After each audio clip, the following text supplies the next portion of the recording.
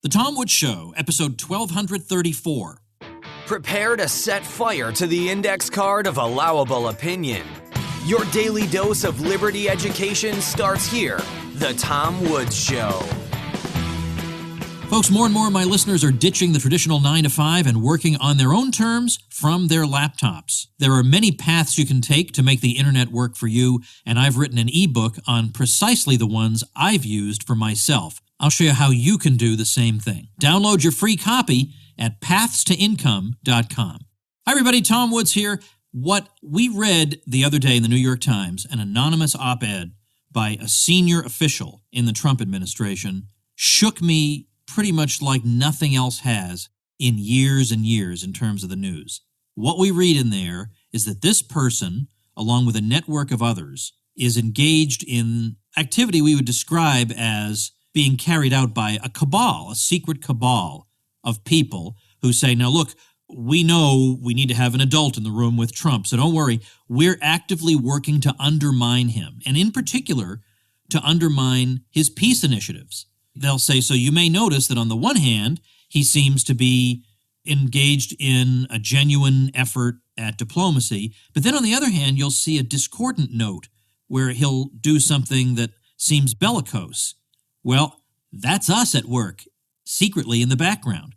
That's unbelievable. I mean, it's not really unbelievable given the crimes the U.S. government is guilty of, but it's still extraordinary. It's still amazing to me that it's actually happening, and they would be brazen enough about it to report it. And of course, to pat themselves on the back. Thank goodness we're here because we have an idiot who's running the country who has a preference for dictators. And that's about the level of the article. And I say this as somebody, again, I should not be necessary to repeat that there are a lot of things about Trump that make me crazy, and you know that, but this is downright creepy, especially when they're aiming at exactly the things about Trump that any normal, civilized person has to cheer.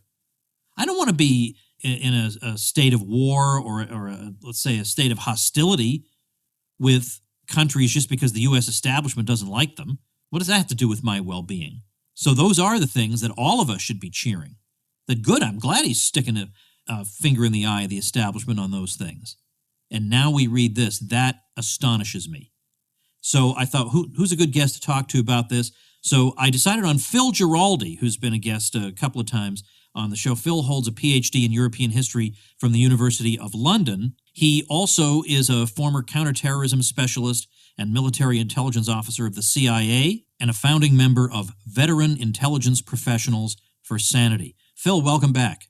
Thank you. Thank you for having me on. Well, thank you for coming on such short notice. This op-ed, this anonymous op-ed in the New York Times that appeared just the other day really shook me. And I haven't been around 80 years, but I've been around a long time.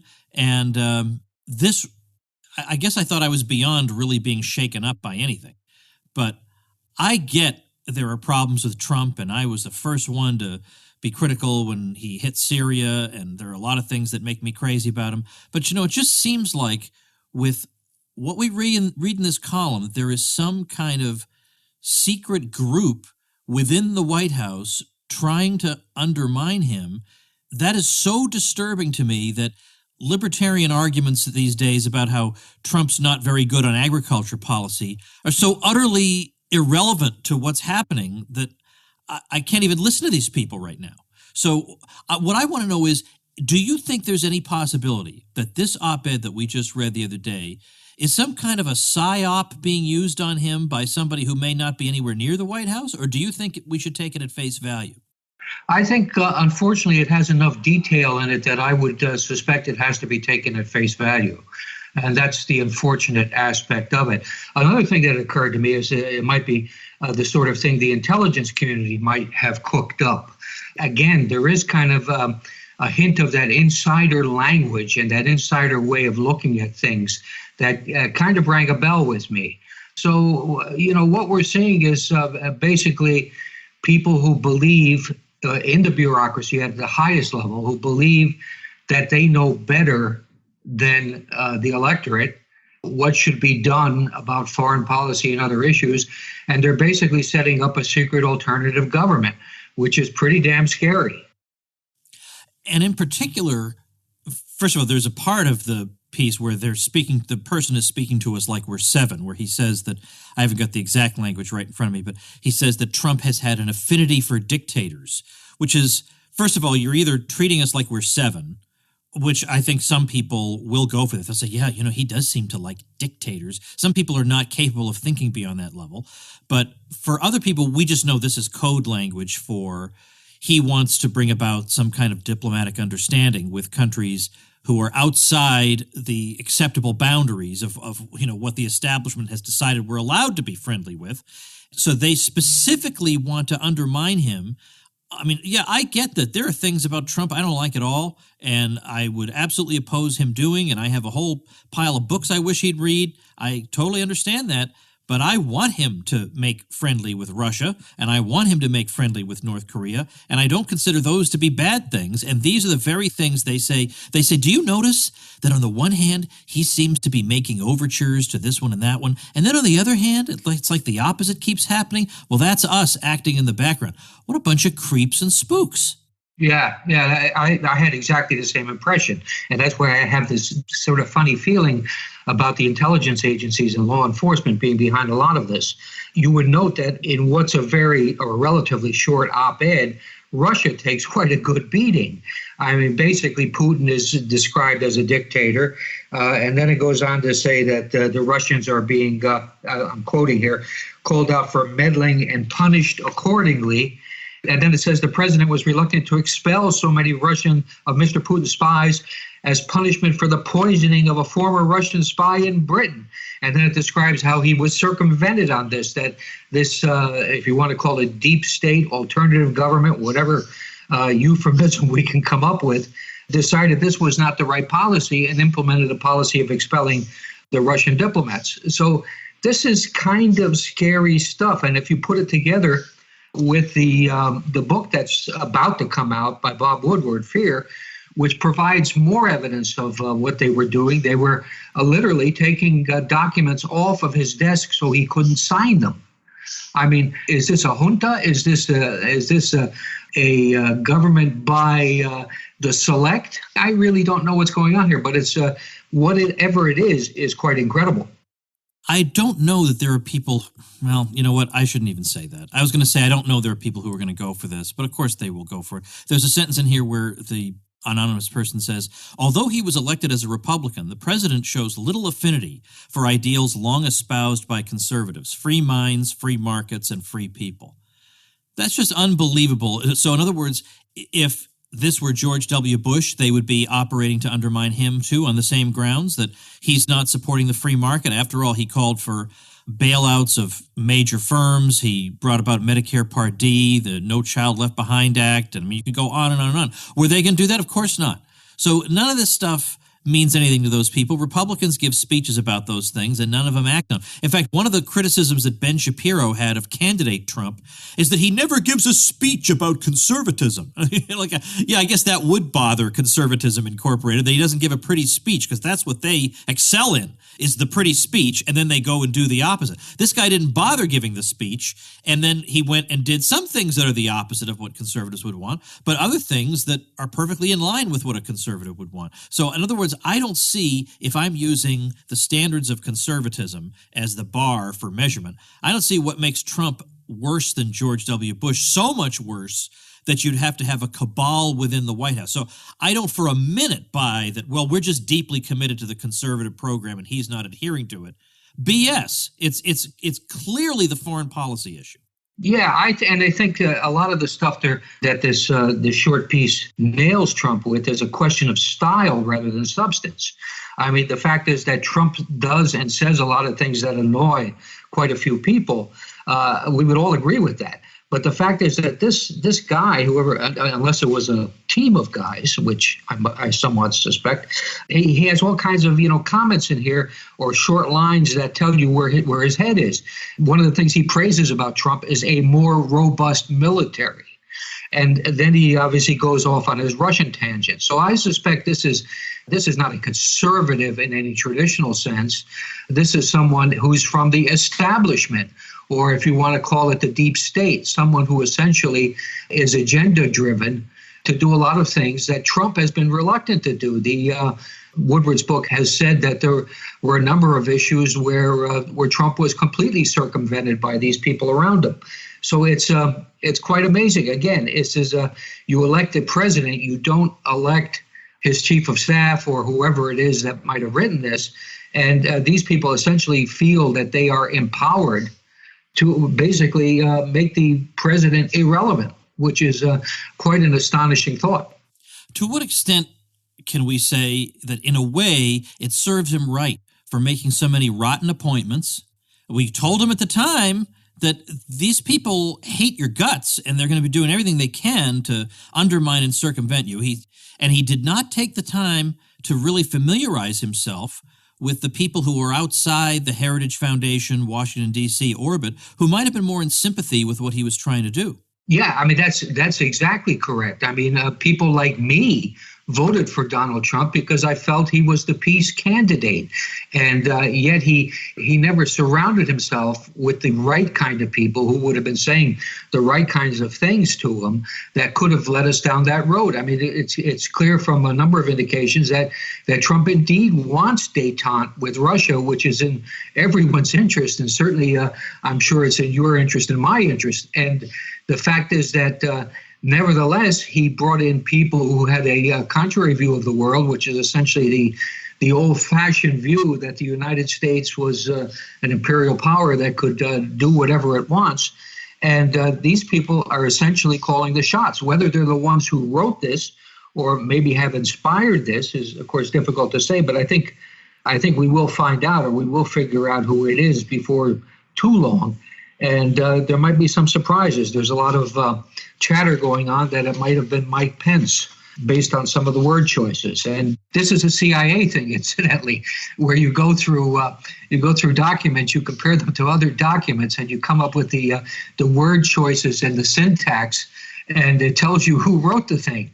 So I'm kind of wondering about that too. If it turns out to be Pence, and the thing is, I think Pence is just such a mediocrity that I really wonder at his ability to mastermind some kind of secret cabal. But let's suppose it is Pence.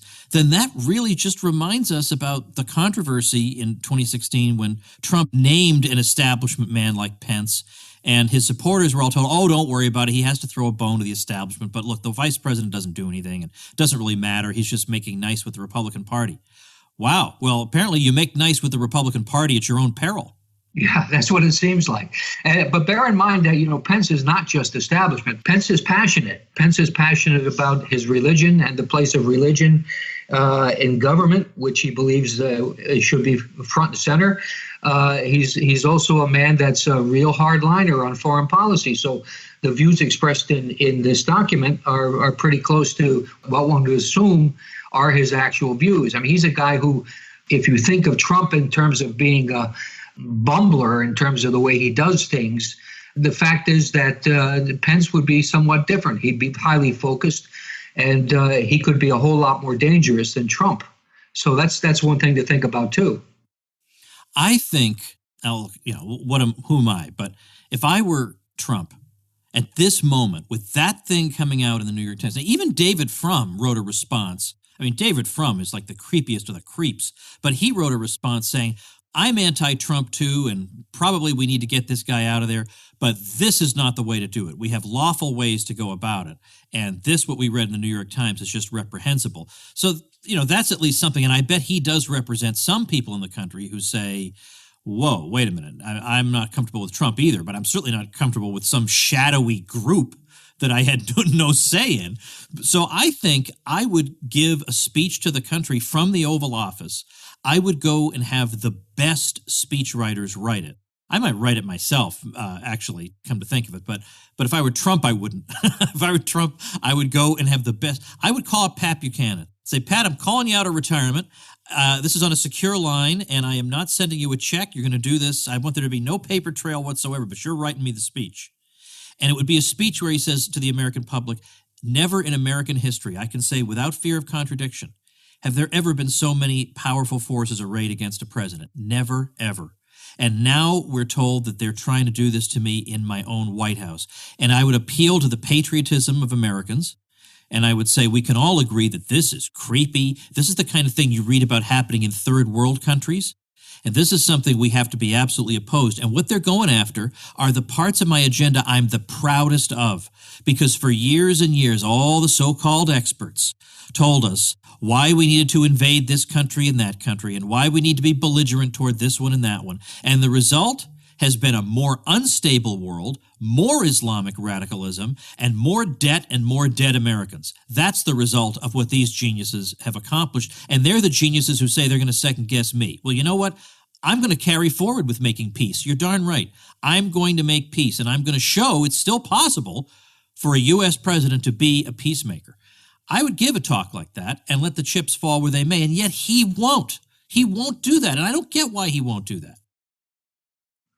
Well, that's a good question. I certainly would love to see a Pat Buchanan speech along those lines saying exactly that, because I think the country is ready for it. And I think, as I said before, people like me and you and a whole lot of other people I know voted for Trump because we didn't necessarily expect that speech, but we expect a little action in that direction. And instead, we're getting, according to this memo and according to the Woodward book, we're getting people who are basically, as I think Trump put it, or as it was put in one of these two documents, gets boxed in. He gets boxed into policies that he doesn't support in the Middle East, primarily war policies.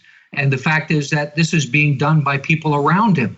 Who exactly, maybe we'll find out in the near future. I would like to see that. Matt Bai had an interesting article today. He, like David Frum, was saying that basically what we're seeing here is a subversion of the rule of law of the Constitution. And we have a cabal, basically, that's deciding what's best, an unelected cabal that's deciding what's best for the country.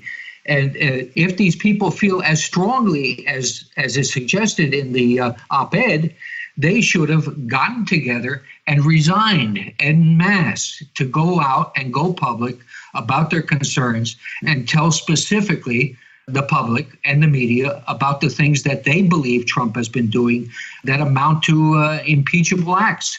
But they don't do that. See, this is all done. This is typical deep state. This is typical how you do an intelligence operation.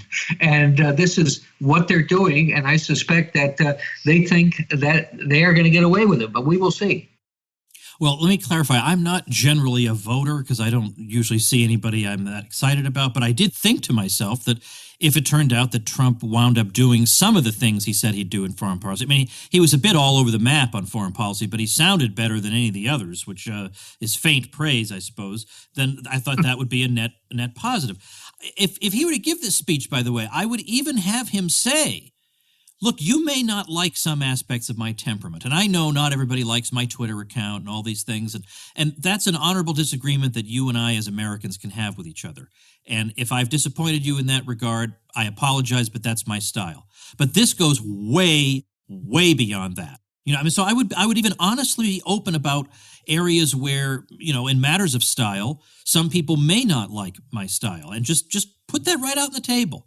You know, when you have a skeleton in your closet and there's nothing you can do about it, make the skeleton dance is one of the marketing principles I've learned. Make something out of it. Just say, yeah, I know you don't like my style, but that's why all the more I hope you'll be able to separate the parts of me that are not essential, namely my temperament, from what it is that I really am striving to do. And I am striving to be the best I can a diplomat in a regime of warmongers. Now, let me read one sentence to you from this and get you to translate it into normal English, because when the author says President Trump shows a preference for autocrats and dictators, I know what that means. He's trying to make peace. So I translated that into English. Now, I'd like you to translate this part into English. He displays little genuine appreciation for the ties that bind us to allied, like-minded nations. Okay, so translate that into English. What does that really mean? Well, I think specifically what the author is referring to is the fact that Trump has been playing hardball with traditional American allies over issues like NATO funding and trade agreements. And while Trump has been a bulldozer on these issues, I think the fact is that Trump has a lot to say that's accurate in terms of how these relationships developed and whether or not they have been damaging to the average American. So it's not exactly a closed door on this. And I think again, the author of this is making an emotional connection. He's saying that here we are, we're punishing our traditional allies and friends. And of course, this argument is made over and over and over again every time Trump gets into an argument or a debate with any foreign country considered to be friendly. So I see the mind that created this is consistent on this. He's basically, he likes the fact that we have a more robust military. He likes the allegation that Russia is some kind of enemy. He trots out the argument that we are hurting our friends and catering to our enemies. I mean, these are all typical arguments that we've seen elsewhere. The interesting part, of course, is that this comes from inside the House, and it has a political agenda. The political agenda is to certainly damage, potentially irreparably, the Trump administration, the Trump White House, and on the behalf of people who want a more establishment, traditional foreign policy, which, as we have seen over the last 15 years, certainly has been disastrous. So, that's seemingly the choice. I've often said as a libertarian that more and more we see the state as like a giant cult with all the trappings of a cult. And it's getting more and more clear. In this op-ed, we have, again, more paeans to John McCain. John McCain is some sacred figure. Now, in any normal society, John McCain would be a social pariah. Yeah. And yet we have plenty of social pariahs in America who just have forbidden opinions on a lot of subjects. They didn't kill anybody. None of these people are responsible for any deaths whatsoever. But John McCain is held up to us like some sacred model. And even as a maverick, all the networks knew you're supposed to use the word maverick. That guy is about the last person on earth I would describe as a maverick. He always acted within the bounds of what the New York Times would approve. He was a dog on a leash his whole career. But what we're told in this thing is we should be like McCain, and unlike Trump, who has taken away the civility from our discourse. I just can't understand how people could think that way, that the civility of the discourse is what matters and not the substance of what's being done. And by the way, it's not like we've had particularly civil discourse around here. I mean, if you fall outside, and Phil, if you fall outside approved opinion, there's no civil discourse for you. You're going to be demonized with every magical word they have in their toolkit that's meant to shunt you off outside of polite society. Yeah, well, the funny thing about the polite discourse of John McCain was, of course, he was somewhat polite when dealing with his peers, which means New York Times, other senators, people who had power, people who had influence. But the flip side of him, of course, was he could give a damn less for some private getting killed in Afghanistan, or indeed his cavorting in Maidan Square in Kiev, and we are all Georgians now, and bomb Iran. I mean, this was all John McCain too. And unfortunately, that kind of side of him is only rarely discussed. But yeah, the op-ed definitely is the whole last three paragraphs or so are a hymn to John McCain and to what John McCain represented.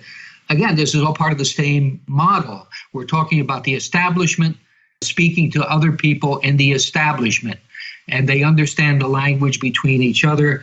And the fact that Trump is not one of them means that this is the opportunity of the moment to bring him down, but it will be never ending, and it has been never ending since he took office.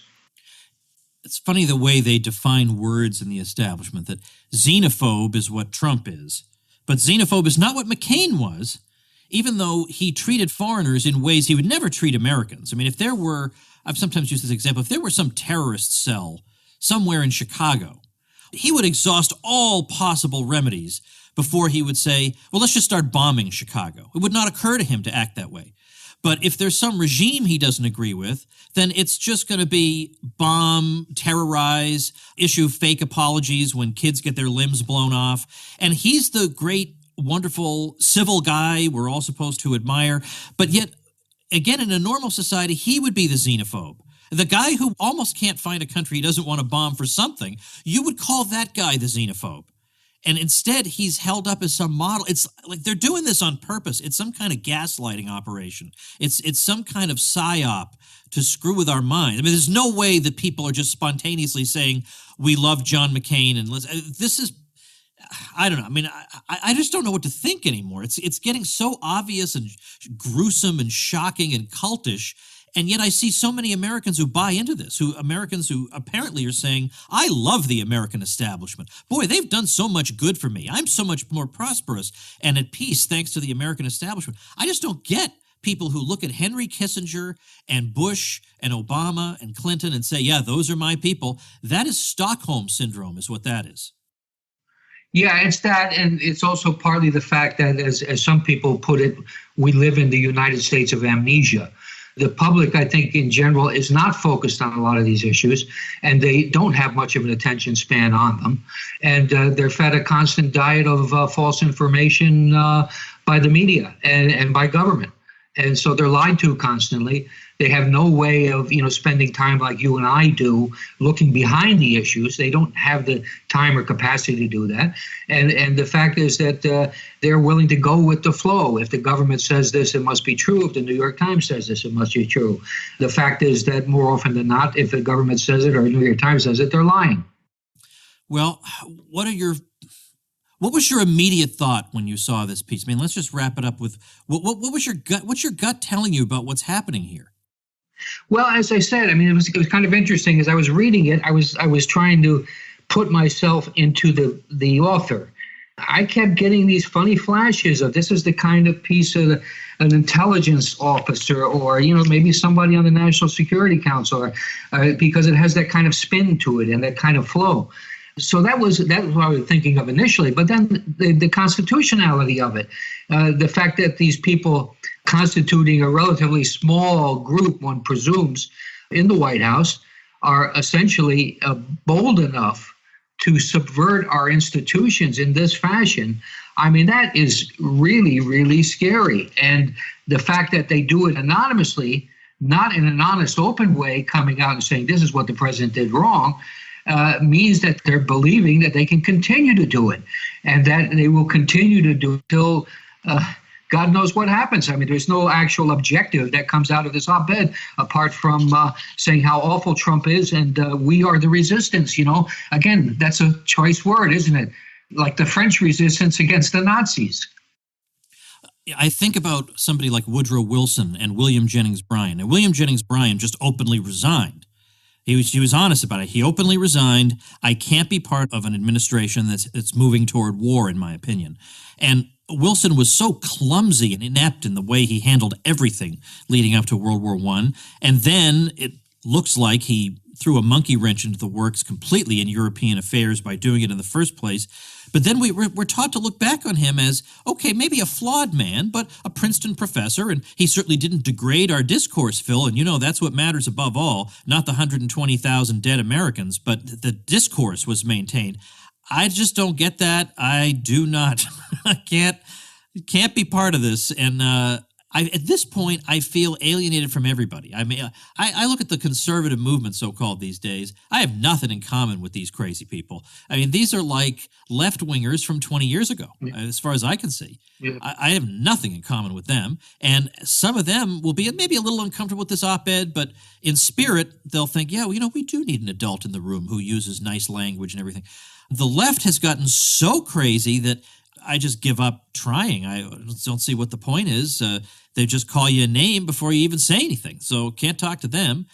Libertarians, I love my people, and I love libertarians in certain circles, but others are just totally out to lunch. They're just latching on to whatever the latest left-wing fad is, and they miss the big picture on pretty much everything. So it's like you, me, and 12 other people, Phil. So I hope things start looking up soon. Yeah, well, hopefully somebody will pay attention to us at some point. You're absolutely right. I mean, it's when I read some of the stuff that purports to be either conservative or libertarian, I'm quite amazed at where they're coming from, because there are big issues out there. I mean, this is a really big issue. And they're going to be worried about whether, what the standard is for light bulbs, or conservatives are always concerned about, what's on Facebook and things like that. All of the big issues are kind of swept under the rug, and that's the tragedy of our times, but maybe it'll change. Well, I'm kind of hopeful that, I don't know if you ever read the Albert J. Nock essay about the remnant, but that there's and that Ron Paul used to make reference to this, that he thought of his followers as the remnant, the people who have always been out there, but nobody's ever really reached them until somebody comes out and just tells the unvarnished truth. And you don't have to do anything after that. It happens automatically. The remnant will find you. You don't have to go looking for the remnant. And I don't want to sound like some ego case, because I'm not. But I do think of the community that I have around me, who through thick and thin, through all the different positions I've taken, they've said, you know what, I think he's got something there, or I respect him, or I think he's just trying to seek the truth, that they've stuck around. I think these people are the remnant. And, let's see what we can, how we can rebuild after this. But I really appreciate your time. And as soon as I saw this thing, I said, I haven't talked to Phil Giraldi in a long time, and I think this is just what the doctor ordered. So thanks so much, Phil. Okay, well, good to have me on. Thank you.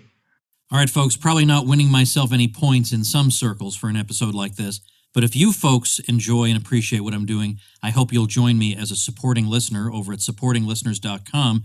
One of the benefits, just one, is we have a private, actually a secret group that you're just going to love. It's wonderful people, very smart, very engaging. You'll learn a lot from, you'll enjoy talking to, and I often solicit questions for my guests from the supporting listeners, and sometimes we do fun things together. I've got a bunch of us going to an escape room in New York next week. But anyway, even if you don't like being in groups like that, there are a lot of other benefits that you get as a supporting listener of the show. So do please consider that over at supportinglisteners.com, and I'll see you tomorrow. Become a smarter libertarian in just 30 minutes a day.